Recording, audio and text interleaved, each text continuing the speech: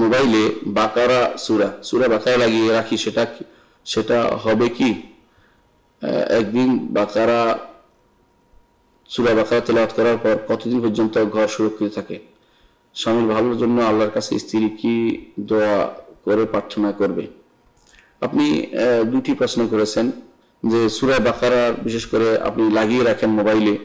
হ্যাঁ, এটা একটা ভালো কাজ নিঃসন্দেহে, যে সূরা বাকারা আপনি গান শুনেন না, সূরা বাকারা লাগিয়েছেন ঘরের মধ্যে, এটা দোষের কিছু নয়। তবে এমন যেন না হয় আপনি অন্য কাজ করতেছেন, সূরা বাকারার দিকে নজর দেওয়ার কোনো সময় পাচ্ছেন না, সেটা যেন না হয়। শোনার জন্য অবশ্যই লাগাতে হবে। কেউ যদি না শোনে সে লাগাবেন না, অবশ্যই শোনাবেন। শুনতে শুনতে ঘুমিয়ে পড়লেও সমস্যা নেই, কিন্তু আপনাকে শোনার জন্য সেটা লাগাতে হবে। কোরআন তেলাওয়াতের সময় অন্য কিছু করা জায়েজ নেই। এই জন্য আল্লাহ তাআলা কোরআন কারীমে বলেছেন, মা জাআলাল্লাহু লিরাজুলিন মিন কালবাইনি ফি জাওফি। আল্লাহ তাআলা কোনো মানুষের অন্তরে দুটি কলব দেন নাই। আপনাকে একমুখী হতে হবে। আপনি তরকারি কাটছেন আর কোরআন শুনছেন, তা হবে না। আপনার কোরআন শোনার জন্য আপনাকে ফ্রি হতে হবে। গান যেমন দুইটা করা যায়, গান শোনা যায়, তরকারি কুটা যায়, কোরআনের কথা এরকম চলবে না, কোরআনটা এরকম চলবে না।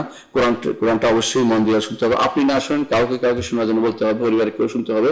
অথবা আপনি যদি কেউ নাও শোনেন, আপনি লাগিয়ে রাখুন, হতে পারে যে কেউ না কেউ শুনবে, কিন্তু কোরআন পড়া হবে, সেখানে আপনি অন্য কিছু করবেন ইচ্ছাকৃত হবে, সেখানে বসে বসে অন্য কথা বলবেন, অথবা সেখানে গল্প গুজব করবেন, অথবা সেখানে আপনি অন্য কোনো সুর লাগাবেন, শব্দ করবেন যে কোরআনের শব্দের বিরোধী, তাহলে সেটা আপনার জন্য জায়েজ হবে না। তাহলে আপনি বুঝতে পারছেন যে এমনিতে কোরআন লাগিয়ে শোনা জায়েজ, কোনো সমস্যা নেই, কিন্তু আপনাকে শোনার ব্যবস্থাপনা, শোনার মধ্যে থাকতে হবে, কেউ না কেউ শুনতে হবে।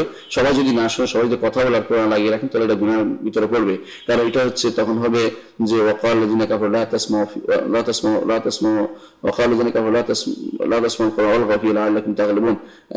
কাফেররা বলতো যে কোরআন শুনো না, সেখানে হইচই করবে, যাতে করে তোমরা এটার উপরে জয়ী হতে পারো।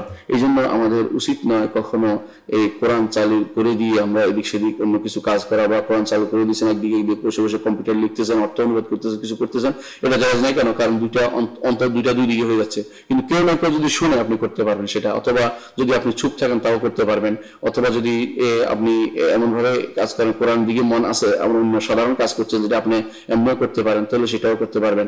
কিন্তু যেটাতে অন্যদিকে অন্তর চলে যায় এবং কেউ কোরআন শুনছে না, তখন আপনি শুধু কোরআন চালিয়ে রাখবেন না।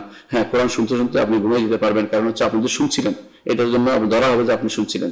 হ্যাঁ, এটা সূরা বাকারার ফজিলত রয়েছে, এতে কোনো সন্দেহ নেই। সূরা বাকারা পড়বেন। রাসূলুল্লাহ সাল্লাল্লাহু আলাইহি ওয়াসাল্লাম বলেছেন, সূরা বাকারা কিয়ামতের দিন আপনাদের সুপারিশকারী হিসেবে আসবে এবং আযাব থেকে বাঁচানোর জন্য চেষ্টা করবে। অনুরূপভাবে হাদিসে আরো আসছে, সূরা বাকারা যে ব্যক্তি পড়বে, লা তাস্তাতিউল বাতালা, তাকে জাদু মন্ত্র কাজ করবে না, এবং সেখানে শয়তানরা তাকে আক্রমণ করতে পারবে না, জিনরা আক্রমণ করতে পারবে না। তাহলে বোঝা যাচ্ছে সূরা বাকারার ফজিলত রয়েছে। কিন্তু সেটা পড়ার জন্য, শোনার জন্য যে কোনো একটা মানসিকতা আপনার থাকতে হয়। পড়বেন, না শুনবেন, অথবা কেউ শোনাবেন, কিন্তু শুধুমাত্র লাগিয়ে রাখা না শোনার জন্য হলে, অথবা ঘর গরম করে রাখার জন্য হলে হবে না। আশা করি বিষয়টি বুঝছেন। আর দ্বিতীয় বলছেন যে স্বামীর ভালোর জন্য স্ত্রীর কি দোয়া করে প্রার্থনা করবে।